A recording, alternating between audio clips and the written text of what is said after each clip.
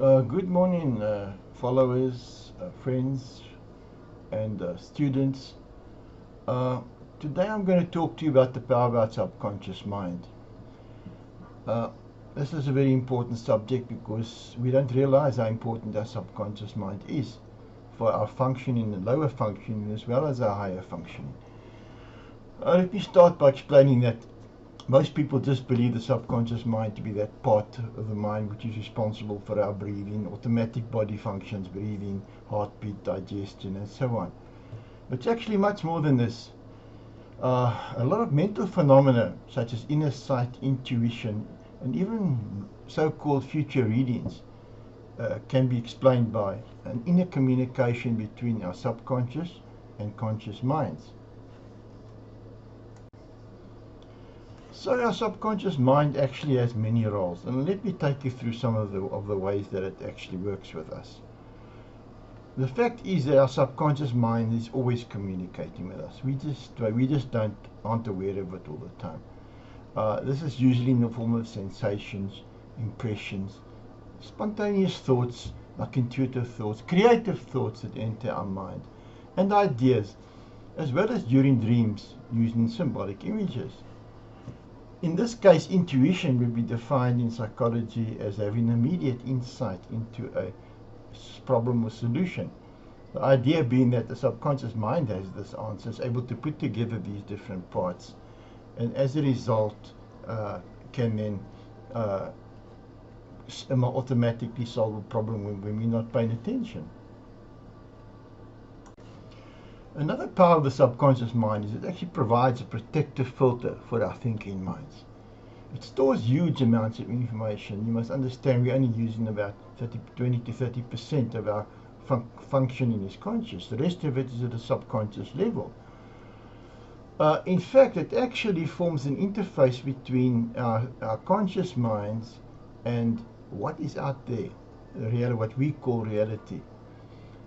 And it also serves as a protective function for what they call an information overload. It won't allow our conscious thinking or conscious minds to be completely overloaded. An example of this is when we actually are in, let's for example, go in a party or in a crowded supermarket and we're talking to someone and we only hear that person's voice and what they say. We don't hear all these thoughts, not thoughts, the words, the voices, the conversations, and the movements going on around us. We just cut them out. In other words, in fact, we wouldn't be able to function if our conscious mind was actually open to all these impressions and feelings and thoughts and words coming from us from all directions. The third power of the subconscious mind is it can actually influence what we see and what we experience and actually augment our thinking in a way. What it does is it fits our perception to fit our psychological and emotional profile. In other words, our readiness to see this. It uses our beliefs. In other words, our beliefs set us up for what we are prepared to consider and what we see. And we will see something in a situation which usually conforms to our belief system, our values, and our attitudes. And we'll tend to ignore that which doesn't fit. There are also programs at the subconscious level called schemas. They're like little, as I say, they're like little programs, and we usually act in line with them. If we're not consciously thinking, consciously making decisions, we just acting normally, going through day-to-day experiences. We actually mostly act with these schemas, these programs, which give us information on what we're experiencing as well as what we see, and then we can make a decision as to how to act. There are schemas for everything. They're almost like little memories, but they're actually a bit stronger than memories. They actually have the power to influence us during our thinking processes, automatically at the subconscious level. Let me give you an example. A person who was bitten by a dog previously, their schema of a dog might be that of a vicious animal which will bite you if it gets a chance. And therefore that person will avoid contact with dogs. A person who's never had such an experience The scheme of a dog might be a loving creature which is wonderful to have as a pet. In other words, their schema is different, and therefore behavior towards animals, or in this case dogs, will be different. Another aspect of our subconscious mind is the storage of the subconscious mind. I think most of us understand and know that it stores our memories going back many, many years, as far as we can remember. It also houses hidden parts of our psyche, and this is important, such as our authentic selves. In other words, that part of ourself which is more pure and authentic, without the masks, without the pretense, without the conditioning, almost like a pure sense of self. And Carl Rogers called it the self who we truly are, and what we truly should become, authentic self.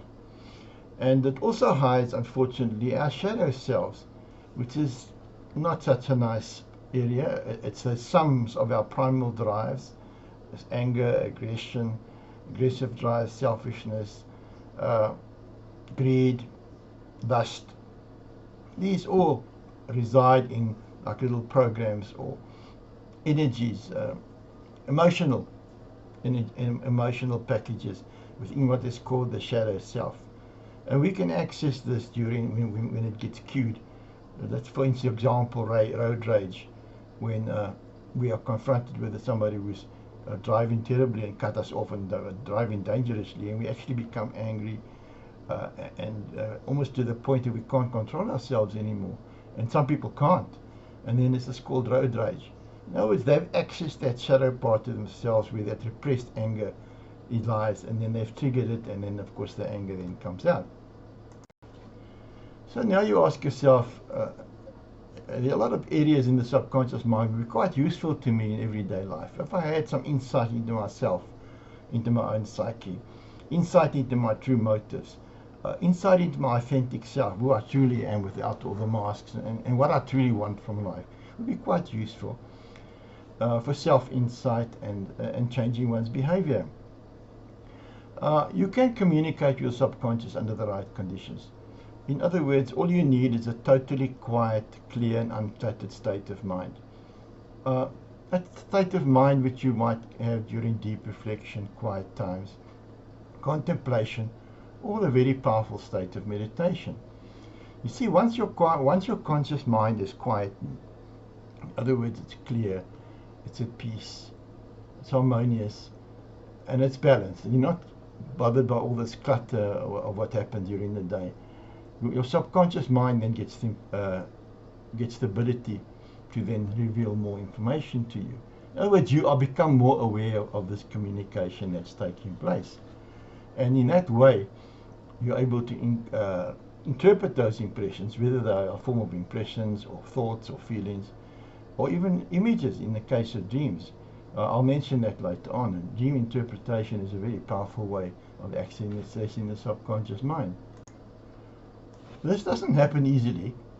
In other words, your subconscious mind, as I say, is your protector and the filter, and it's not going to easily let you be exposed to a lot of information which you possibly don't need until you are ready for that. There's a state of readiness involved. But you can increase these moments of connection where you can feel the impressions and almost hear the voice of the subconscious mind talking to you, by building a relationship with your subconscious mind. As I said, strange as it may sound, you can actually communicate with it consciously during those quiet times. And I found it rather useful to treat my subconscious mind as I would a personality, as just another person. In other words, in fact, you could say that building a relationship with your subconscious mind is like metaphorically wooing a lover, somebody with whom you want a close relationship. There are a number of stages to this building this relationship, such as obviously introducing yourself first, your subconscious, during quiet times, and clearly communicating your desire for a more intimate relationship. For instance, you can start with affirmations. An affirmation is a phrase that is said over and over until it filters through into your subconscious mind. It's just like it becomes like a thinking habit. But it can be quite useful and powerful if your subconscious mind takes it on. For example, uh, during a quiet time, I open myself. I stand in front of the mirror and I say to myself, I open myself to a deeper relationship with my subconscious mind. I open myself to a deep relationship with my subconscious mind. I open myself to a deep relationship with my subconscious mind. And eventually your subconscious will say, oh, God, this guy's so persistent. Let me give him a little bit of information. And it will work to introduce yourself to your subconscious mind. But your subconscious mind will not be deceived. It's not your subconscious mind is part of you, and it knows when you are sincere, and it knows when you are committed, and it will gauge your level of discipline, commitment, and from your words, the way it's said. In other words, you need to speak. You need to be sincere and speak with confidence. As I said, metaphorically, you would not make much of a first impression to a new lover if you came across as indecisive and lacking in confidence and self-worth. You need to really project yourself powerfully towards your subconscious. In other words, your subconscious lover will only accept your advances once you've clearly communicated your true intentions and demonstrated that you are trustworthy, willing and able and ready to assume the responsibility, because you're going to have a lot of new experiences. Everything's going to become, you're going to turn the volume control up in terms of dreaming and images coming through and guidance and things like that, inner guidance from the subconscious. So you need to take responsibility for that, because some people might not be ready for it. Remember, your subconscious mind is ultimately your protector, to protect your conscious mind. And I can assure you, your conscious mind can be very fragile at times. I mean, it's not difficult to end up with trauma or with a problem when your thinking becomes very, very negative. So one needs to be able to manage your thinking. Okay, well, what you can do is continue building this relationship with what we call intentions. Now, an intention is similar to an affirmation, but it's just one, you're saying it once, but it's said with total power, total sincerity, very precise, no doubt, no hesitation as to exactly what you want to achieve. This is said once, and it's usually during this contemplative state that you will say it. And it's this single act of intent that will break through the barrier to your subconscious. As I said, the affirmation is repeated over and over. The affirmation is just a once-off point. In other words, during meditation or contemplation, I now connect with my subconscious mind. And that's the end of the story. And this could metaphorically be seen as banging on the door of your subconscious mind, being more insistent and almost demanding to be admitted into his or her inner chamber. Yeah, as I said earlier, a very powerful way of communicating this ongoing, or establishing this ongoing communication with your subconscious mind is by interpreting dreams.